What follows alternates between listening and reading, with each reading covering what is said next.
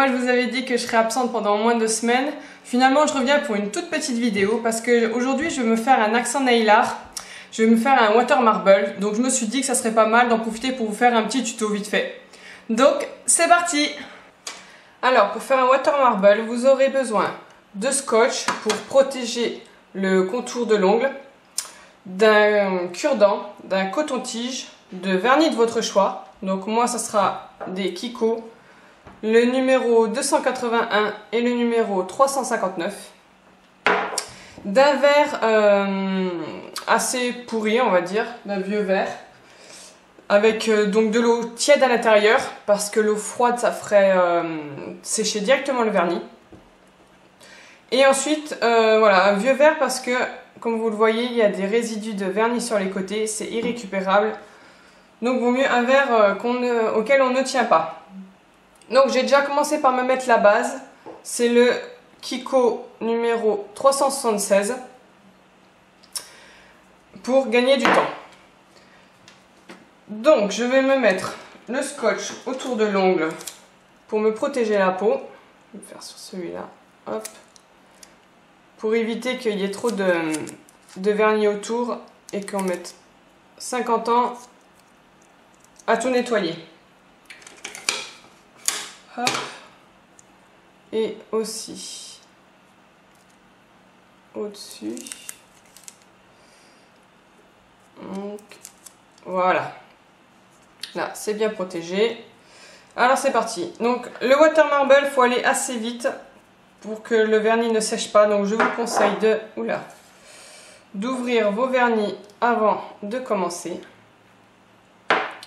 Et c'est parti. Donc je vais zoomer un peu pour que vous voyez bien. Hop. Voilà, c'est parti. Je vais commencer par celui-là. Donc on va venir déposer des gouttes, du vernis, chacun son tour. Donc quand une goutte est comme ça, qui ne veut pas s'étendre, ah ben voilà, elle l'a fait toute seule. On vient, hop, tourner.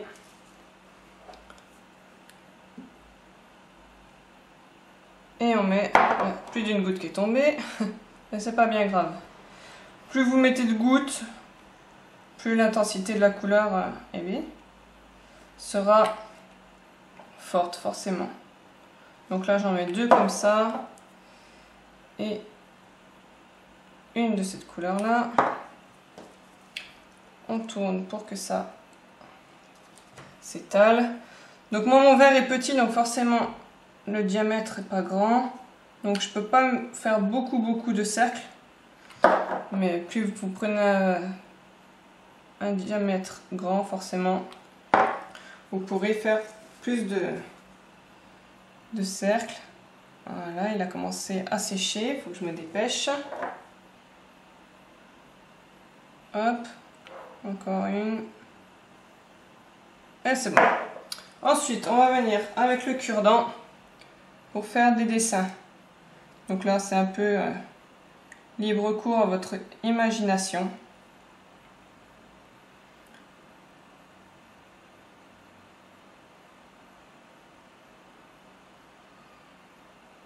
Dans ce sens là, voilà. Et voilà, alors moi je vais venir prendre ce dessin là. Donc je vais venir mettre mon doigt, hop, dedans. Et souffler pour venir récupérer l'excédent de vernis qui aura séché au-dessus de l'eau. Hop. Et ensuite je sors mon doigt. Et là, miracle, ça a marché. Et voilà le résultat. Donc je vais venir enlever le scotch délicatement. Hop. Et voilà ce que ça donne.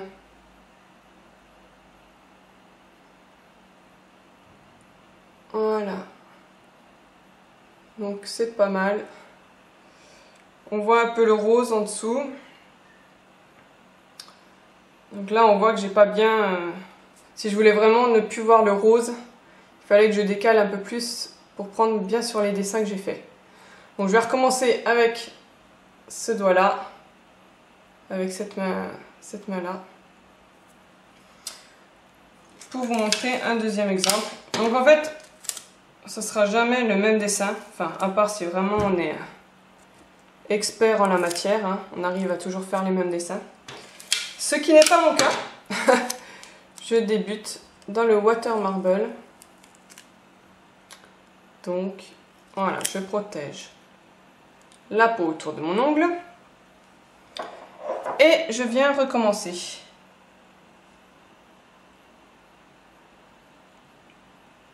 Hop. Donc il faut vraiment mettre près de l'eau.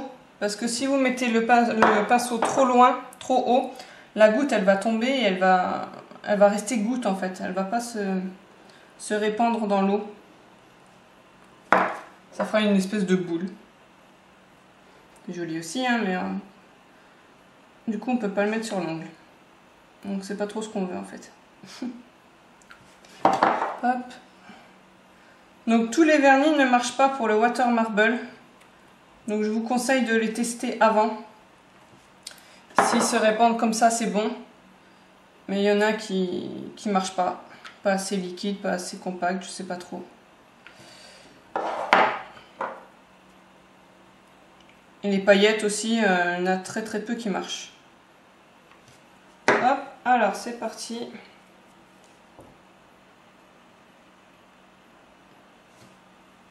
On va venir l'essuyer. J'en ai mis par terre, c'est pas grave. Donc venez essuyer à chaque fois votre cure-dent. C'est plus facile, ce que je n'ai pas fait pour le premier.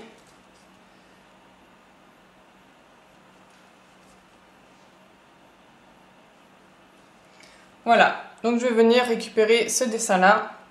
Donc je mets mon ongle au-dessus et hop, c'est dedans. Donc là, vous voyez plus rien. Je souffle et je récupère l'excédent du vernis. Et voilà. Ce qui est bien, c'est que le vernis est pratiquement sec quand on le sort de l'eau. Mais moi je souffle parce qu'il y a des fois il y a des gouttes d'eau qui restent collées dessus. Alors je vais venir enlever le scotch. Hop, qui s'est collé de partout. Voilà.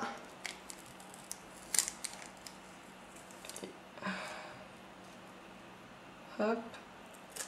Et voilà. Donc voilà ce que ça donne pour le deuxième.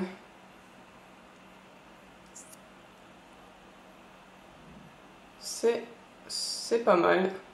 Vous voyez, sur les côtés, il y a vraiment très peu de vernis. Donc au final, un petit coup de dissolvant. Hop. Avec le coton-tige.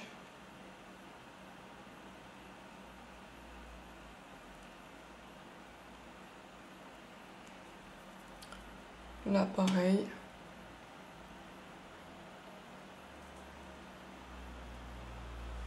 Et il n'y a pas besoin de passer 3 plombes. Parce que si vous ne mettez pas ça, par contre, vous voyez, vous en avez jusque là, quoi. Tout là, vous avez du vernis. Et après, c'est très long pour tout enlever. Donc voilà, je vais dézoomer un peu pour vous montrer ça. Je trouve ça super sympa. Alors, je vais vous montrer celui-là plus particulièrement. Hop.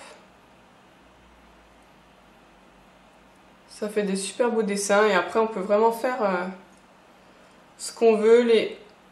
Je vais y arriver, j'arrive pas à viser droit là aujourd'hui.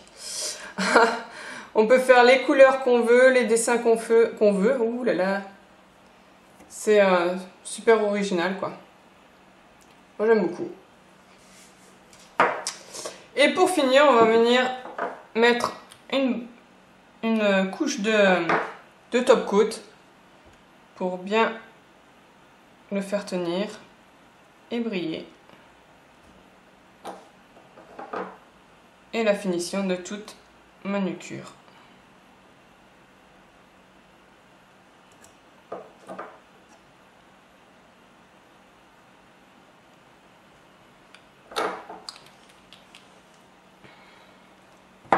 Et voilà! Et voilà les filles, ce petit tuto est terminé, j'espère que ça vous aura plu. N'hésitez pas à me dire ce que vous en pensez, j'espère que vous arriverez à le refaire. Et voilà, laissez-moi des commentaires dans la barre de commentaires.